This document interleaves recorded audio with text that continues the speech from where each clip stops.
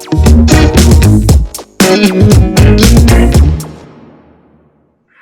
guys, thank you so much for tuning in today. I'm Julie with Julie Well and Health, and today we're going to talk about spices. So, as most of you, I am at home, and so I'm going to make this video short and sweet. We may have visitors come in, and I'm just going to try and give you guys as much content as I can in a more real way. So, let's get started and just talk about the spices that I always have in my pantry. If you have most of these spices, you can make most of my recipes. I'll also talk about a few that you can swap in and out for each other. And these three that are over here that are kind of like lingering, they almost made it on this list. And if you have them, then that's like a bonus, but you can definitely be okay with just these spices. So let's just talk about, I'm just going to list them and then I'm going to talk about them all individually just a little bit. Okay, garlic powder, cinnamon, curry powder, basil and oregano, ginger, cumin, turmeric, I might be saying that wrong, but that's okay because it's my video, and paprika. Okay, so because I started with garlic only because it's garlic and it's amazing and you can pretty much use it for all, I mean, it enhances the flavor of most savory dishes. And it just adds so much flavor. It has so many health properties. And if we run out of garlic right now, it's great to have on hand. So say, for instance, in my barbecue chicken and steak marinade, what I've been doing if I run out of garlic right now is I've just been taking out the garlic and then adding 1.5 tablespoons of garlic powder. Okay. Cinnamon is probably, like, it's my favorite as far as for sweet. For adding to sweet dishes and baking and things like that. So cinnamon is amazing. There's been some talk, it's everywhere, about helping it help manage your blood sugar levels. How much you need, I mean, it's a little bit debated, so I'm not gonna like put that claim out there, but I mean, it tastes good, so why not put it on your food? It's really good on oatmeal. It's really good in different kinds of smoothies, in chocolate dishes or mousses. You can add it, it really amps up the flavor without increasing the sugar amount. And a lot of my muffin recipes include cinnamon in it, so it's just really great to have on hand. Okay, so we have our oregano and our basil. There's a lot of really great spice blends that you can get. A lot of them are really clean now.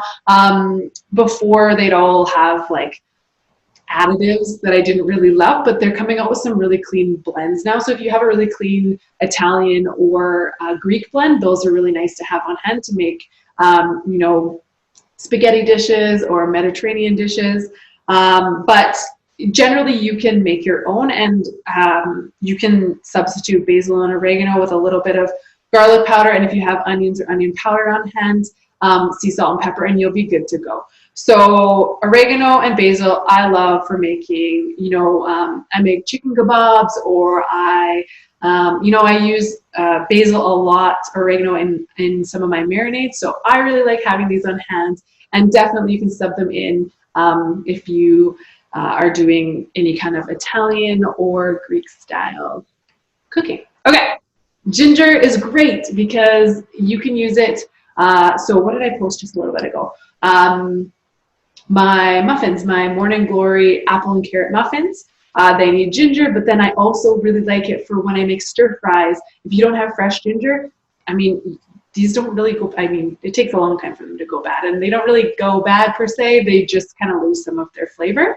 But ginger is great because you can just grab it if you run out, and you always have it on hand. So I like to season it like really with like turkey or chicken. You know, if I'm making some sort of, you know, working with tamari and garlic, and like, you know, maple syrup or something like that. I also really like it. I do like an almond and tamari kind of sauce, and I usually put ginger in it. And also for my lettuce wraps, when I'm browning the meat with onions, I usually add in garlic and coriander, or garlic and cumin. So coriander, like literally if I had it, it would have made the list as well, but I don't have it, so I'm just going to sub cumin for right now. So let's talk about cumin. If you know me, you know my deep love for cumin. More because probably I like anything Mexican. So you can use cumin and paprika. And I mean, chili powder is amazing. So if you have that on hand, that's great. But basically, if you have garlic, cumin, and paprika, and a little bit of lime, it can go a really long way, and you can make a lot of great Mexican style dishes. So I love cumin.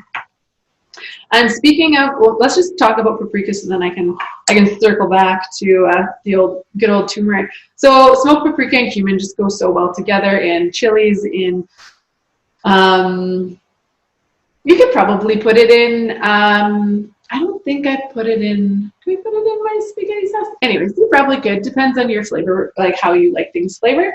But I would probably use more of a chili powder for a spaghetti sauce. But I mean, you could try. Turmeric. Again, maybe saying it wrong. That's okay. Turmeric is great. I add it to stir fries. I add it to meatballs. I add it to burgers. I add it to smoothies.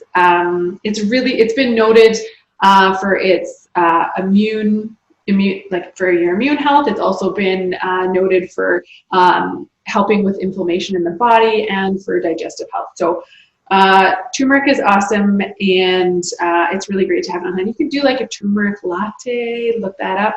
Delicious. It is a pretty strong flavor, and it does dye things. So just be careful if you have little kids and you do a stir fry. Like if their hands are eating it and then they like touch something else, it could stain. So just be careful about that. So we already talked about oregano and basil. We love those. And so let's talk about our B list, our B list seasonings. So they're really good too. I love all of them, but this is good. This is what I always have in my pantry. And chili powder, I'm not gonna lie, I always have that in too. But if you're trying to keep things simple, paprika and cumin, you'll survive. So chili powder is really, really awesome. I mean, I add it to pretty much all of my chilies, and I mean, you do like chili lime shrimp. You can do, I add it to, obviously chili, spaghetti sauce, just to like really pump up the flavor. That being said, cayenne really like pumps things up a notch. If you like a little heat, it's really good. If you have red pepper flakes, it's going to do the same thing. Cayenne is a little more disguised for kids. And a lot of us have like, say, some sort of hot sauce on hand, so you might not need cayenne. I still have some, so we're going to ride that out for a little bit. So I really like those. Onion powder, I honestly don't use it all that often, probably because I didn't eat onions for a really long time. It adds tons of flavor. Again, it's good for, you could add it to Mediterranean, you can add it to Mexican, you can add it to, I mean, really any savory dish to enhance the flavor. So it's great too. I just don't seem to use it a ton. So I find that garlic powder is my go-to, but I mean, it's not going to hurt to have onion powder if you already have it on hand.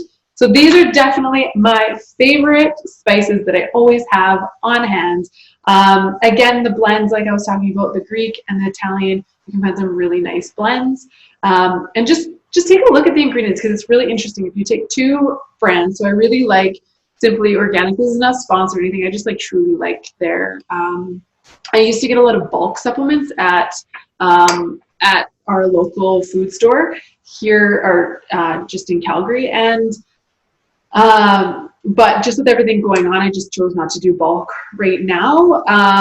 But that just saved a lot on cost. But I really love this brand. But yeah, so anyways, take a look at when you're taking a look at spices when you're in the store, just take a look at the ingredient list. And a lot of them will just literally just have the spices, but sometimes you'll see like silicon dioxide, you'll see like all of these kind of additive ingredients.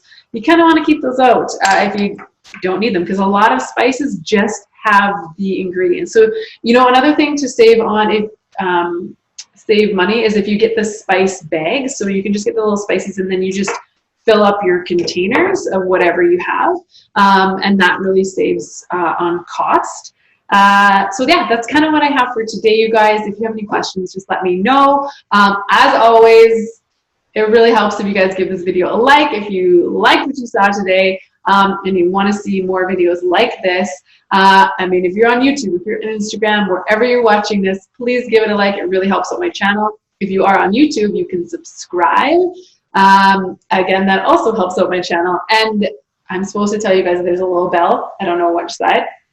But if you click on that, you will be notified every time I release a new video. So you won't miss any recipes, interviews, or nutrition tips. Okay, that's all I got for you guys today. Have an awesome, awesome week.